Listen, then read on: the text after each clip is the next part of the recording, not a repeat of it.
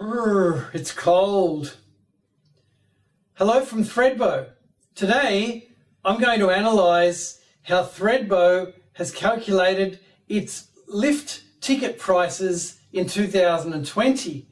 Now in a normal year, Thredbo would charge about $120 or $130 per day, and they'd offer discounts as well for multiple days or for a season ticket. This year, however, due to social distancing requirements, Thredbo is limited in its capacity of how many people it can have on the slopes. Not only that, the demand for skiing is up, and that's because everybody wants to get out of their house and out into the fresh air, and people can't travel overseas, of course. So Thredbo has this wonderful opportunity to put up their prices, and that's what they have done. And they've done it in two ways. First of all, they've put up the price of a lift ticket up to $159 a day. That's a record. It's the most that Thredbo has ever charged for a day by about 20%.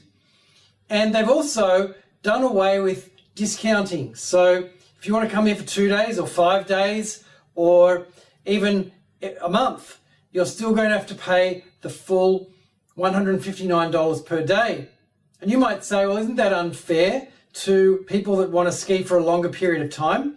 And it may well be, but Thredbo knows that it can get enough demand from people wanting to pay that amount that they can still afford to charge that price.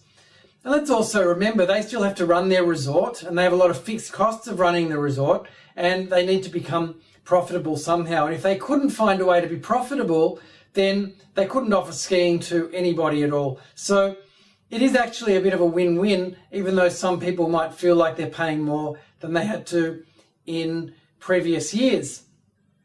Now I'd like to talk about skiing and dynamic pricing, because in my view, if there's any industry that is well suited to dynamic pricing, it's skiing, because nobody can predict what the weather is going to be.